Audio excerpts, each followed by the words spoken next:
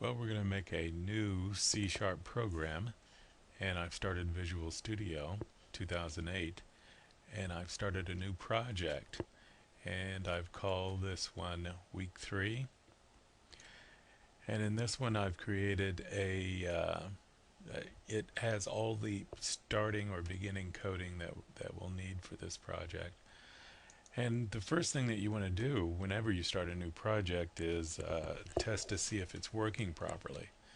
And we're not going to need any of these, so I'll get rid of those for now.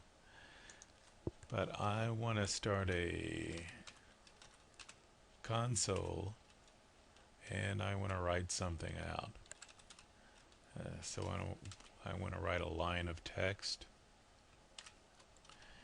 And how about if I just start off with hello world.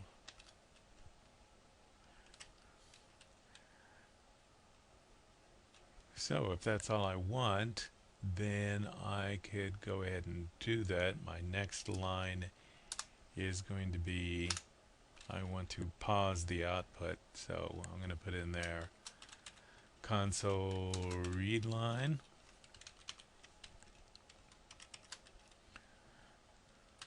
Okay. Now, this is not going to compile. I've got an error in here. You can probably see this little squiggly line that's in here. When I hover over it, it says it's expecting a semicolon. So I'm going to correct that one, put in a semicolon, and I can go ahead and try this out and see if it works okay. So I'm going to go to debug, start debugging, and when I do, it comes up with my hello world. So I know everything's working okay. This is the starting point for any program that you want to make. You want to make sure that everything is running properly, and if it is, then you can start adding code on, and as you start adding code on, you can start testing it to see if it's working okay. Okay, now every program that we've been working with has a main method, and sometimes we have arguments in here. I'm not going to be passing any arguments, so don't really need anything in there. You'll notice in Visual Studio it's going to automatically call this class program. If I don't want it to be program, one of the things I can do is that I can right click and I want to rename this, but if I just rename this, well, there may be problems with other parts of the program which refer to the class program. So I'm going to do something called refactor. And refactor just means that you go search for the same instances anywhere throughout your program and also make the same change there. In this case, I'm going to rename this one, and I'm going to call this one oops, and let's call it calculate.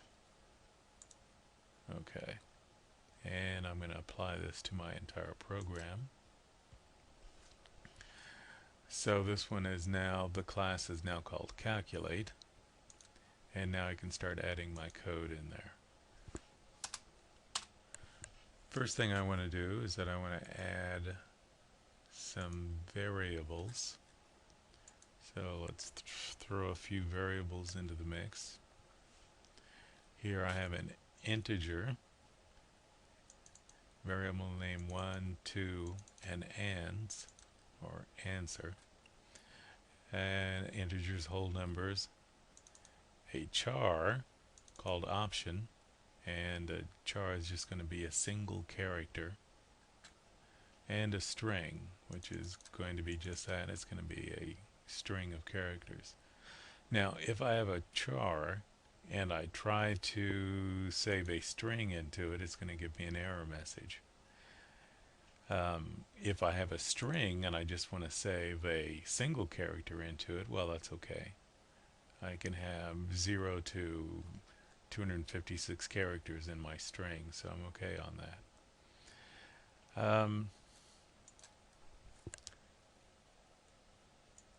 Now let's move on and let's start putting some coding in here. So first thing I want to do is to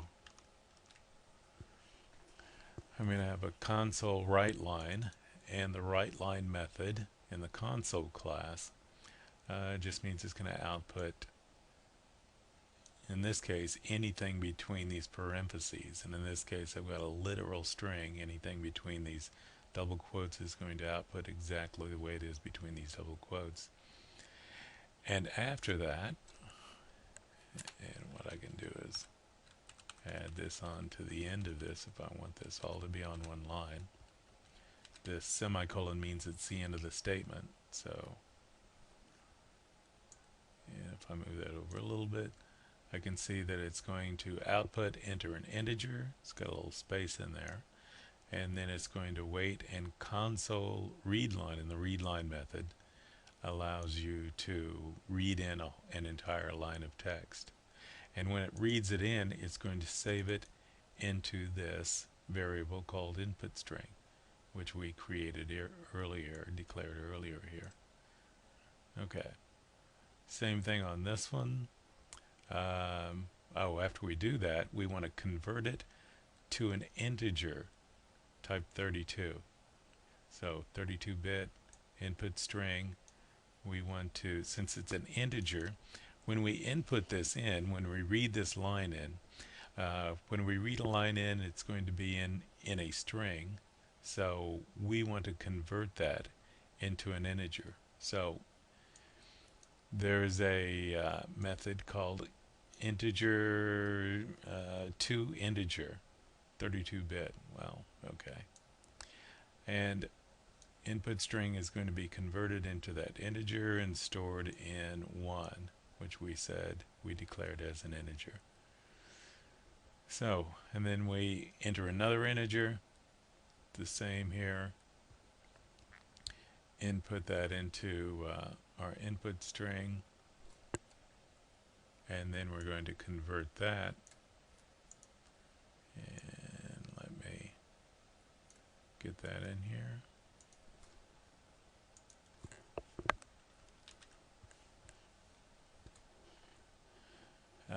Console write line, we're going to enter an option A, S, or M, and the input string, we're going to read line whichever one this is, and we're going to convert this. We only want the first character out of this, so we're going to want either A or an S or an M, so that's a single character. So we're going to, once we read that in, we're going to take that, whatever was read in, and convert it to a character or a single character and store that into option. Okay. So now that we've got that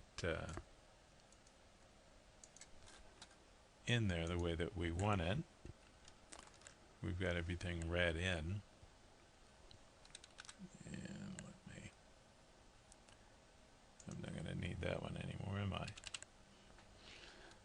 Now that we've got that read in, now we want to say if we read in option A, then we're going to add 1 and 2.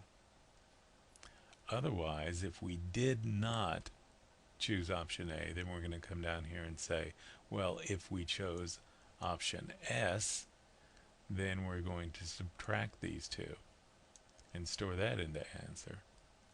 And if that's not true, well, then our last choice must be the M. So we're going to come down here and multiply these two. So it's going to either be that we chose A, S, or M. And this is our if-else statements. And you notice that we have these nested inside of our else. So now that we're done with that, we need to try this out and see if this works. Okay, so I'm ready to go to debug,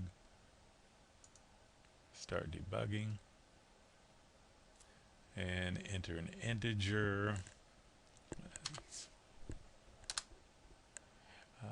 Enter another integer to 2, and then an option, A, S, or M. And let me, how about if we add these? Okay, the answer is 3. Okay. So that's our calculate program.